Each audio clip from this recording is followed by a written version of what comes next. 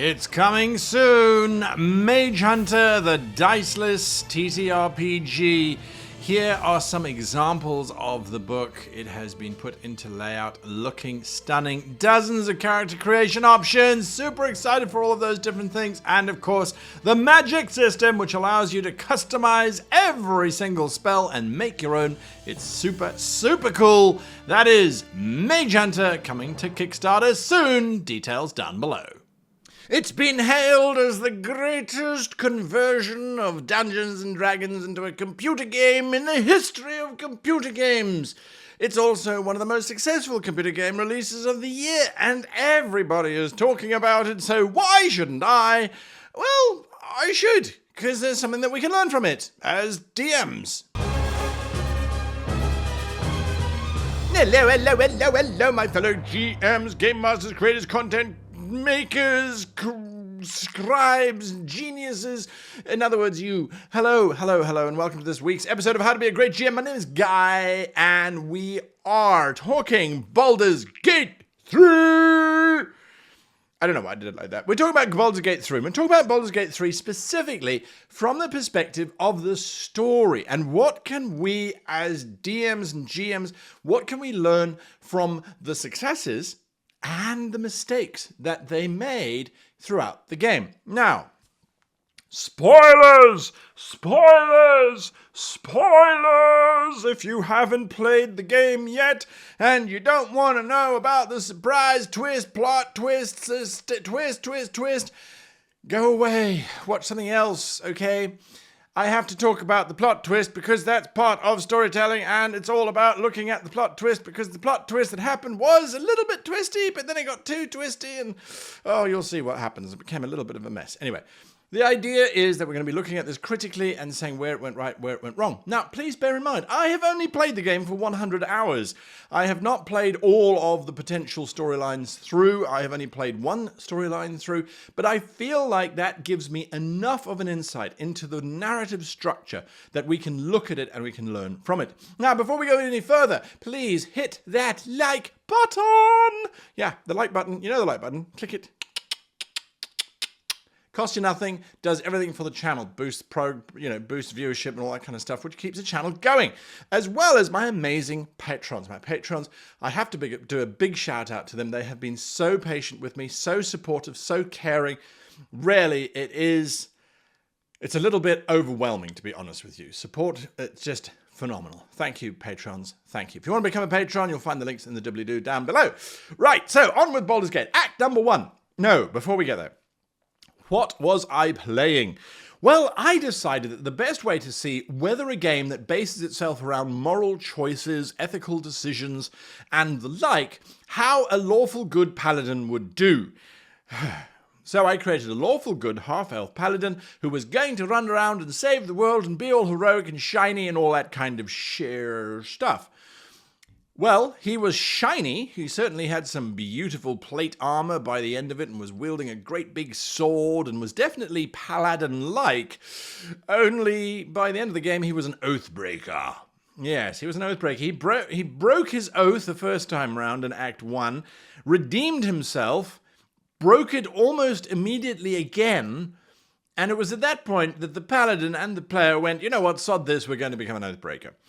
And so we became an oathbreaker. There were certain things that just didn't make sense, right? And I must admit, the reason why they didn't make sense was because of my own prejudice.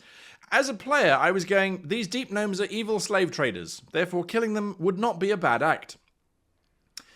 Well, apparently it was. Apparently it was a very bad act. You shouldn't just go around killing deep gnomes or deep dwarves. So, lesson learned, right? Anyway, that's not the point. The point is that the game is completely impartial. It doesn't care. It is the ultimate adjudicator, if you will, because it just follows the rules as written. So it's very much a raw interpretation of the game, which is fine. It's fun. Once you realize that, you can then start to move on. So in Act 1, you are introduced to this giant MacGuffin. That is literally, you've got a thing in your brain that's going to turn you into an evil mind flayer if you don't get it out. Okay, great. Act 1 starts with almost nothing to do with the primary big bad. We don't even really know what the big bad is, and for the most part of Act 1, we don't really care. We are just focused on trying to remove this thing that is stuck inside our brains.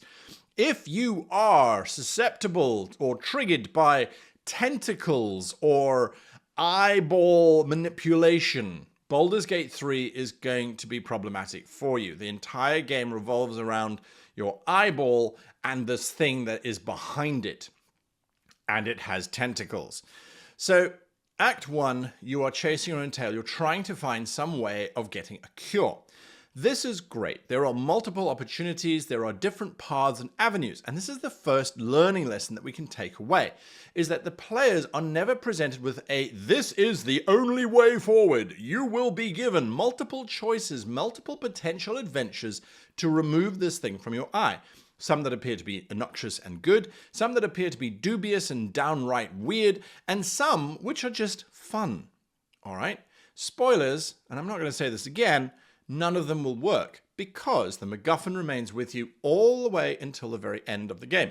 There is nothing you can do to get rid of it. Nothing. And this, I feel, is where the first mistake came in. So when there is nothing you can do about it, once you realize that towards the end of Act 1, it no longer becomes this threat. Because in Act 1, it is the threat. Oh, we should have turned into illithids by now. Something weird is going on. But we should still be wary. We should still be cautious. Okay, fair enough. I'll buy that. But by the end of Act 1, you're going, wait a second. We're protected because of this other thing that's protecting us. And so all of the bad stuff that supposedly could happen isn't going to happen. And the time pressure is actually a false time pressure. Because you realize by the end of Act 1 that this is not something that's going to go away until the end of Act 3. And so you go, so all of the false tension has now gone.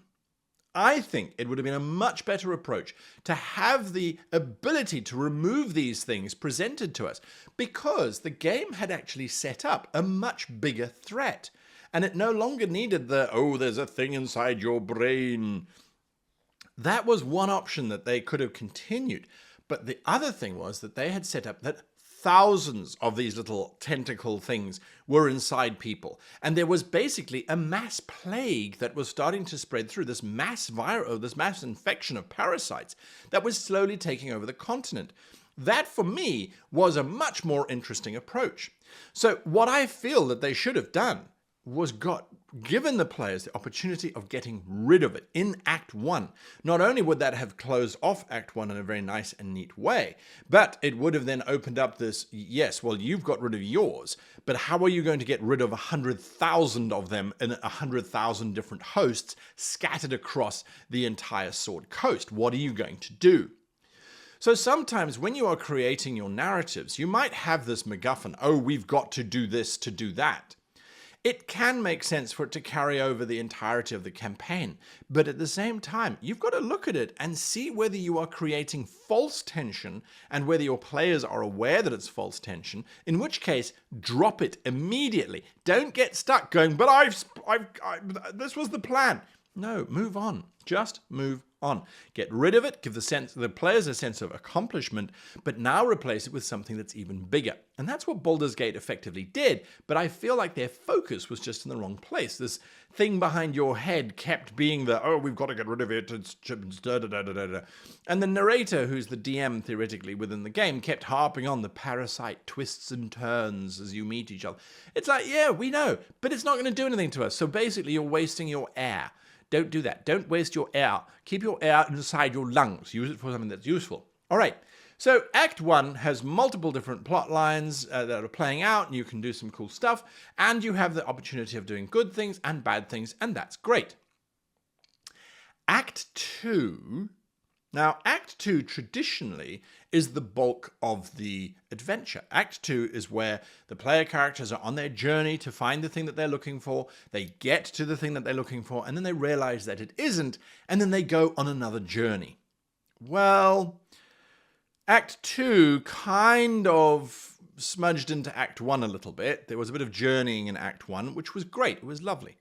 But when we got to the next place where Act 2 officially kind of started, there was only one objective. We weren't presented with alternatives. We weren't presented with different storylines that we could pursue as we had been presented in Act 1.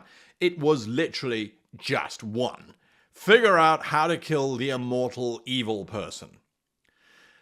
And you go, okay, all right. I can try and figure out how to kill the immortal person, or you just follow the mission that you've been given. Go here, get the thing to kill the immortal person. So I found Act 2 very lackluster. And in my notes, Act 2 is barely 3.5 sentences. It's just a plodding adventure, get from point A to point B. There is the beginnings of something which I really didn't like. Act 1 felt very open to the players. You could do almost anything you liked. Act 2 is where we suddenly started to get this railroading. Suddenly it was like, well, you have to do this in order to do that. And you're going, is there no alternative? I couldn't find one. I was trying to find one. But the biggest problem that Act 2 suffered from was that the entire setting of Act 2 was this forest zone area, broken up space, but it was covered in this dense darkness. And if the players didn't have a specific thing, a lantern or an ability to cast light, they took damage. So your exploration was kind of limited to a degree because A, you couldn't see where you were going unless you were looking at the minimap. And even then, you're kind of going, well, there's areas over there that I haven't explored, but I don't want to go there. I've got no motivation to go there either. And if I do go over there, what if my lantern runs out of fuel? Or what if this happens? Or what if that happens? Spoiler, the lanterns never run out of fuel. But nonetheless, I was given this very clear directive. Go here, do this. Go here, do this. Go here, do that. And I must admit, it didn't feel like I wanted to explore the area. Act 1, I wanted to go everywhere and I wanted to see everything and kind of do everything. And you often hear about people saying, oh, did you get the owl bear? Did you do this? Did you do that? Did you do the next thing? And in Act 2, it's like, no, I went and got the thing and then I went and killed the immortal person because I needed to do that. So alternative routes were kind of cut off as well. It's like, well, if you continue down this path, you're going to walk into a giant army and will most certainly perish. Okay, so why did you give me that path in the first place? To tell me that there's a giant army down there that I cannot go and confront or fight? I have wizard spells, I have fireballs, I have all sorts of magic. But no, I can't go and face the army. Okay, so this is where the railroading started to come in, where suddenly your choices were being limited because the game designers wanted to focus you down onto a single point. Don't do this.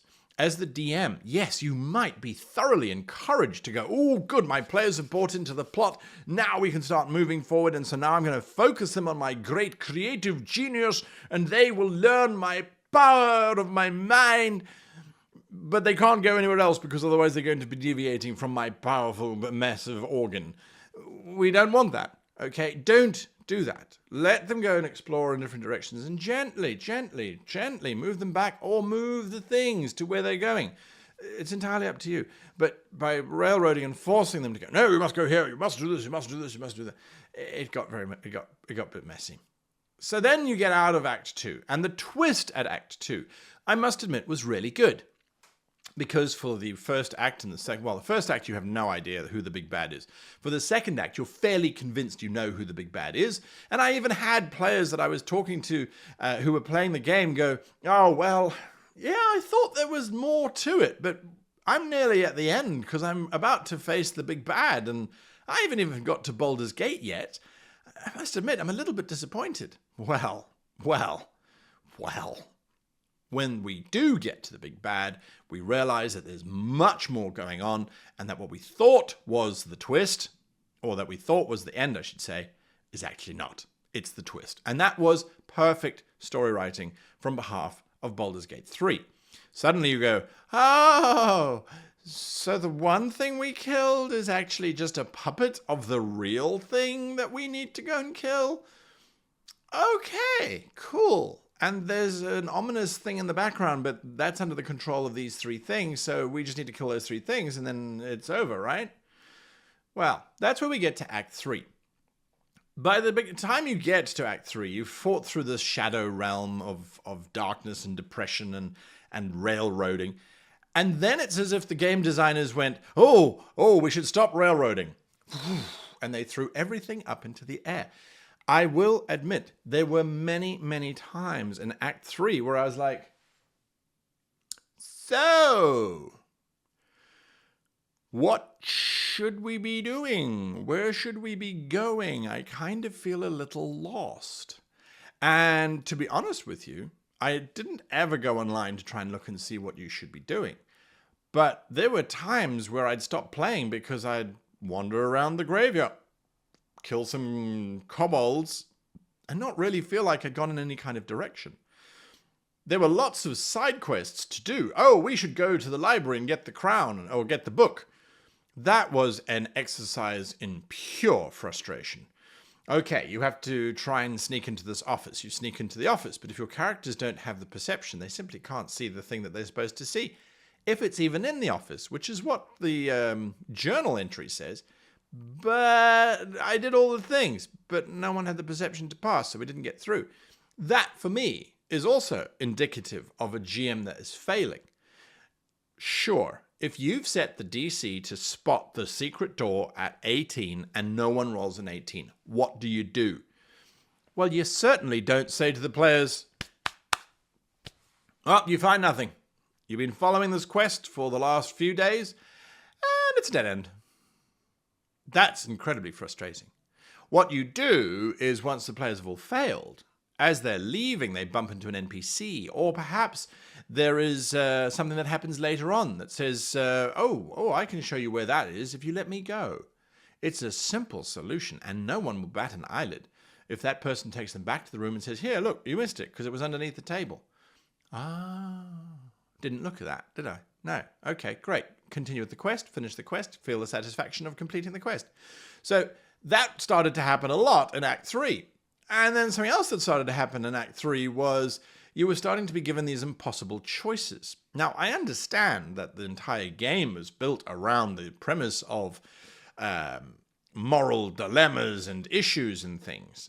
But when it starts coming to, if you don't try and save all of our family, we're not going to help you to destroy the thing which you have to destroy. Okay, so I have to go and save your family. But then when you go and try and save the family, there's something that happens for which you have no control. I tried this multiple times, by the way. You board this ship and you go out to this prison island. And the first time around I played it, the big bad somehow knew that I was on the ship and connected and said, if you proceed any further, I will kill them all immediately. And you know that they can kill them all immediately because you've seen them doing it in previous adventures. Okay, so I thought, well, that's fine. The game crashed anyway, so I was like, well, there you go. So then I tried again, casting Major Illusion or whatever it was to completely change our party so we looked like someone completely different. Well, that apparently did not fool the pre-scripted event, which immediately popped up and says, I recognize you. And you're like, how, bitch? I look like a frickin' 7-foot dragonborn. I was a petite little half-elf in plate mail. Now I'm a dragonborn in robes. How on earth have you recognized me? Where's the stone of true seeing? Where's the spell of true seeing? And you're casting it through a telegram, a hologram thing. Anyway, so there were some frustration points there. But once you finally get to the point where you're like, ha-ha! I have now got to the end of this and I am going to be victorious. Then there was another twist. A false resolution, as we would call it in script writing. And we thought we had won. We thought we had done the thing. And then suddenly a DC saving throw of 99 was presented to me. 99. I mean, before there were a few DC saving throws of 30, which is impressive, but 99? Again, you're like, game, I understand you're trying to use the rules, but to just be ridiculous and go, it's 99 difficulty? I was like, we were meant to fail. This was meant to be a big bad doing a big speech that we were basically meant to just sit there whilst the big bad did their thing and then left. So why not just do that? Why bother with false rolls that are never going to get made in the first place? You see, so that was some of my frustration. But the twist, I must admit, was lovely. And when we got going again to get to the final solution, well, that was great. And the final solution, the final showdown, it comprised of all 3 Ps. There was pain. They were throwing monsters at us left, right, and center that weren't dealing huge amounts of damage, but there were so many of them that the damage was racking up really quickly. There was a problem. You had to run across this brain's surface, and every time you did, tentacles would burst out and try and attack you. So you had the problem of how to get from one side of the map to the other. You could move around on the edges, but then you couldn't defend things happening in the middle. And then there was a problem. The whole thing was slowly dissolving and collapsing, and if you didn't move, you got erased. You fell to your death, and Baldurs Gate a mile below. So there was a lot of stuff going on. It made it a dramatic, desperate fight, and I certainly know that the way that I finally managed to defeat the whole big bad, I had 2 party members that were dead, not dying, dead, and I had 1 party member who thankfully had the ability to just run through and deliver. I think I had to deal 19 points of damage. We were down to first level spells. These are level 12 or 13 characters, down to first level spells only, threw it and hit a crit, and that was what saved the day. So it was beautifully orchestrated. It was really a lot of fun, that final battle. And of course, the twist made it so much better. So there are lots of things that I would say Baldur's Gate 3 did right, and there were lots of things that it did wrong. But we have to forgive it because it is a computer game. It is a pre-written adventure that requires the players to be in certain places in order for certain things to happen. You, even if you are running a pre-written adventure, are still a GM and a creative, so you have no excuse for trying to shoehorn your players to doing something just because it's supposed to do it. That's just bad GMing. Don't do that. Don't be a computer game, because otherwise, why aren't your players just playing a computer game? Would I suggest purchasing Baldur's Gate 3? They did not sponsor today's episode. I've got no money from Larian Studios whatsoever. I paid them money to buy the game, as a matter of fact. Well, once I finished the game and I wrote this review, I immediately went back and created a new character, because this time I want to try playing someone who is evil. And all of those little moral choices that my poor paladin agonized over, should he, shouldn't he, all of those little problems just go away. And I can murder hobo my way across the continent. And at the end, where one has to choose between saving the world and taking control over it, oh, you can bet what I'm going to do. It will be glorious. Anyway, a massive thank you to you for watching all the way through to the end. What are your thoughts on Baldur's Gate 3? Leave your comments down below. Are you refusing to play it because you can just play D&D? Have you played it? Did you agree with my assessment? Do you disagree with my assessment? We will only know if you put it in the comments down below. So please, please, please, please, please do that. Also, you may have spotted that today's video is kind of like one of the older videos. That's because my fault. I recorded it late, and our wonderful editing goblin couldn't get his little claws stuck in, so I had to do it myself. And but from next week, the web goblin's back, the editing goblin's back, everybody's back, and life is back to normal, and the videos will be sharp, punchy, and as funny as they normally are. Until then, I wish you and yours the happiest of gaming.